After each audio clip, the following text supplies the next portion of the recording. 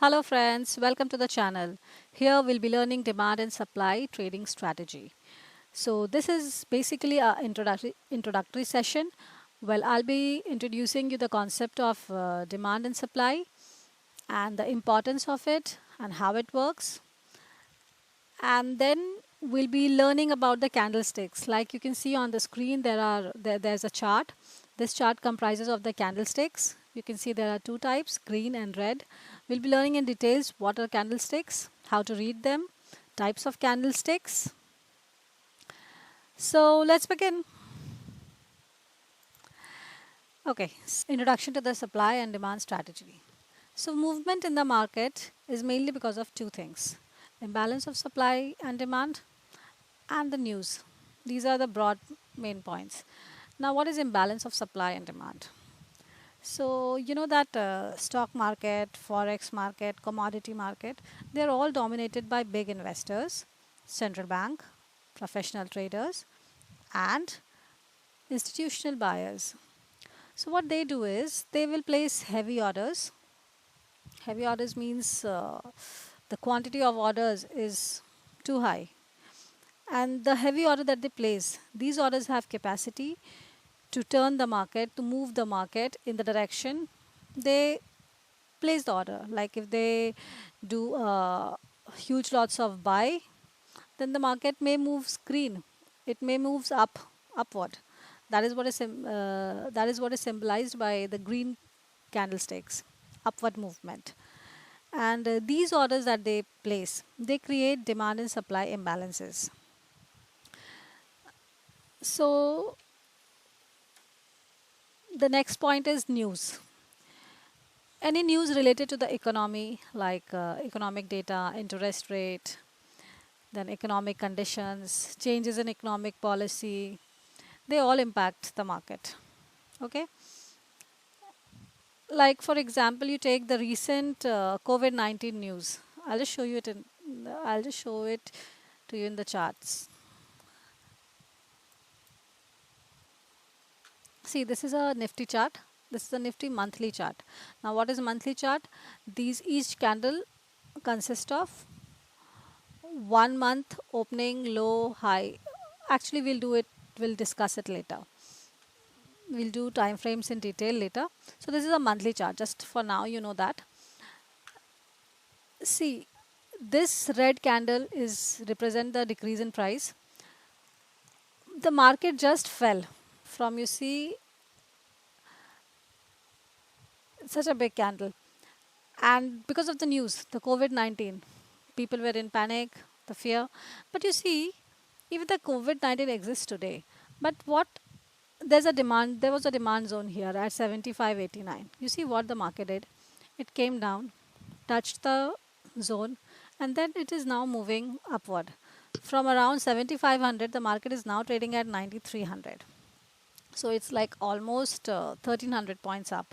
So this is how news will impact the market, and then demand zone, demand zones, and supply zone impact the market. This is where the financial institution, actually the institutional buyers entered here, and now they are making a move upward. Okay. So the next point is retail investors. Who are retail investors? So you have to understand, retail investors are the common people who does retail buying in small quantity. But see, these are very important people for the institutional buyers, because retail investors are who are in the market, they don't have much knowledge. They are in the market with not so much of knowledge, and they become prey to financial institutions. Okay. See, for example, like what does a common person does? Like in my childhood, I have seen my dad buying some stocks just because his friend recommended him to him, just because he was buying, and maybe his friend was also buying, maybe because of his brother-in-law would have told him to buy.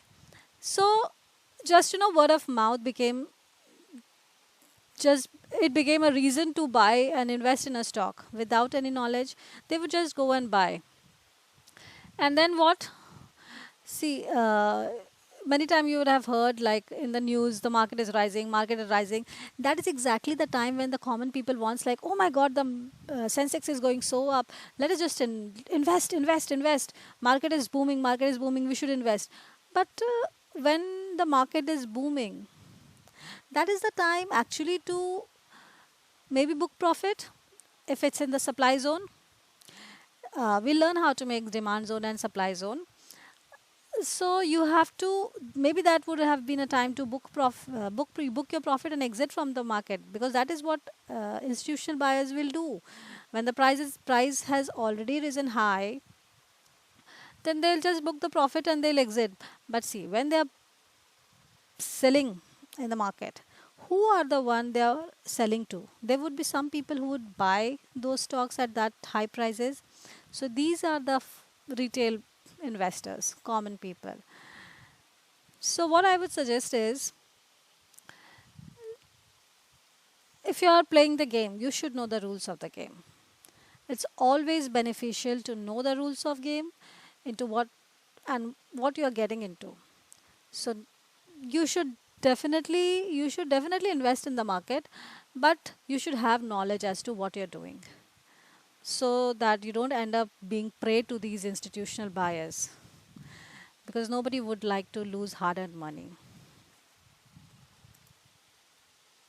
Okay, see, you know that as prices increases, sellers' willingness to sell the product will also rise. Okay, and a demand of the product will rise when the price of the product is less. Okay, so let's take an example. Suppose you went to the supermarket on a normal day. Your requirement for rice is, let's say, maybe 10 kg, and you buy that rice at 100 rupees. But one day you went, you see that the price of the rice is 50 kg, 50% discount you are getting. What would you do? You'd say, oh my god, we are getting it in such a discounted price. Let's just buy more. Let's just stock it. Maybe rather than buying 10 kgs, you'll end up buying 20 kgs. So this is exactly. And then maybe another day you went, you saw that the price of the rice was 200 kgs, and you were like, if your requirement was 10 kg, you would be like, let me just buy 2 3 kgs and we can buy it later. So this happens. Or maybe you would buy something else, maybe some millets, maybe some oats, maybe some anything who has a normal price. So this is exactly how demand and supply impact our buying and buying decision. So the same thing, is happening even in the stock market, forex market, and even the commodity market also. And this buy and sell of the stocks of any underlying asset is reflected in the chart. You have to trade what you see in the market. Next point is, markets have memory. Okay, so markets will always retrace back to a level from where a major move had started. Okay, and then it will respect that level and make another move.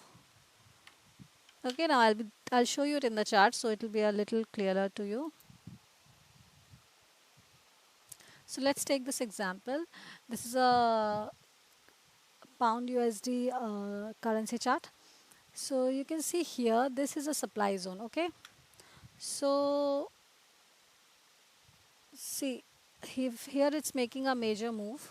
It came down. Actually, if I take this supply zone from wick to wick, that is right from till here, then you see here there was a major move it's making. It just went up. Here only it tested this the zone, again came down. Here there was a demand, there's a demand zone here. Okay, there's a demand zone here. It's respecting the demand zone, again went up the same zone.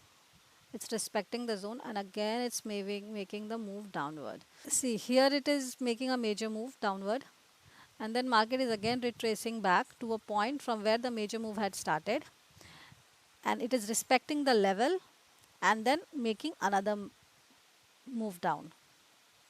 So this is how we see that markets have memory. See, you have to understand these big candles that you see on the charts. These are the trades taken by the institutional buyers. Okay. So what we are going to do in demand and supply strategy, we are just going to imitate the moves of these big traders. Like they wanted to sell, they sold here. Okay, next time we'll also be selling along with you on the same level where the big traders do their take their trades. So basically what we are doing here is to find the footprints of big traders in the market. Now we'll be doing candlesticks. As you have already seen in the charts, there are two types of candlestick, green and the red one. Green candlestick is called bullish candlestick, and the red one is called bearish candlestick. The body, this is called the body of the candle. Okay, the colored part. The green part is the body of the candle. The red part is the body of the candle, and this is called shadow, wick, tail, anything you can say, either shadow or wick or the tail of the candle. And the body represents the open and close of the, so the body represent open to close range. Okay, and the shadow or the wick or the tail that represent intraday high or and low on a daily chart. Suppose just if it is a candle of a daily candle stick in a daily chart, then this is the intraday low, intraday high. Wherever, let's take the example of stock A. If stock A made a high of whatever high it made, whatever low it made, at what price it opened and what price it closed. Okay, so green color indicates the increase in price, and the red color shows the decrease in price over the time. And in many charts you can, they also represent this green with white candlestick and this black with red. So you can, that's just how to represent. You can trade anyway. Okay, now we'll see the candlestick types. So candlesticks are mainly basically basic that you saw in the charts. There are mainly three types: extended range candle, base candle, and failed ERC candles. So what are extended range candles? Are those candles with the long candlestick bodies and closing at about 80% of the candle range. Okay, and base candle is where the candle body, that is the difference between the open and close, is less than 50% of the entire range. Okay, and the failed ERC are the candles which look like ERC candles, but they are not an ERC candles. They are maybe a 50% bill candle. Okay, we'll look into the detail through an example, then it will be more clearer to you. Okay, so you see here a bullish candle, bearish candle too. Let's suppose this is a stock A. Okay, this we are considering this candle right now. See, stock A opened at 110, and in the same day it went up and made a high of 200, came down, made a low of 100, and then the price is closed at 190. So this is green. Why? Because it opened low, closed higher, increase in price, high and low. So now what is the range of the candles? High to low. How high to low is the range of the candle? So 100, 200 minus 100 is 100. Okay, 100 is the range of the candle. And what is the range of the body is 190 minus 110, that is 80. So it is 80% of the total range of the candle. Total range of the candle is 100. So 80 is all 80%. So it's an extended range candle. Okay. Similarly for this bearish, high 200, low 100, and the range of open and close is 80. So it's a 80% it candle. So it's a ERC candle. So let's look at base candle. The range of the candle is 100 to 200, that is 100, and the body range is 30. So if we take 30 is not 50% of the range of the candle, that is just 30% of the range of the candle. So it's a base candle. So base candle is basically less than 50% candle is a base candle. Similarly, this one is a 40% candle. So anything that is a less than 50% candle is a base candle. The range of the candle here being 100 to 200, that is 100. Okay. Okay, now I'll be showing you some of the ERC candles and the base candles in the charts, so you can pick them up and you'll know how to see ERC candles and the base candles in the charts. Okay, we are taking the same chart. See, these two candles are the example of ERC candles. They are more than 80% candle. These two are also example of ERC candle. See, they might not be 80% candle, but look at the range of the body. It's long body. As you see the chart, when you compare the range of this candle is it's a long body candle. The some example. See, this one is the ERC candle. This one is the ERC candle. This one is the ERC candle. This one is the ERC candle. This one is the ERC candle. This one is the ERC candle. Actually, this one is a Morabozu candle, which we'll discuss later. Actually, the name is Marubozu. I always get confused with the name. It's Marubozu candle. They are the candle with, they are very tight candles with very tight base and no wicks or hardly any wicks. Okay. So now let's look at the base. See, these are all base candles. They are all 50% candles. This one. Okay. This one, this one, this one. This is base, this is base, this is base, this is base, this one is base, this one is base, this one is base. See, if you look at this candle, you can see that the range of the candle, by looking at it, you don't have to calculate if it's a 50%. It looks like, by looking at the candle, you can see and make it out that it's like maybe a 10% candle or 20% candle. So these are the base candles, base candles, base candles, base candles.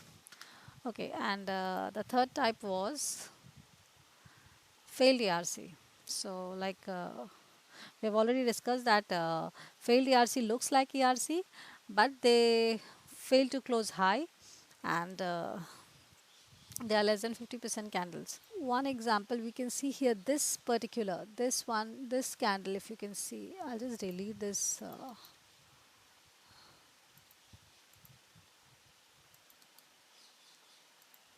See this candle in particular. Uh,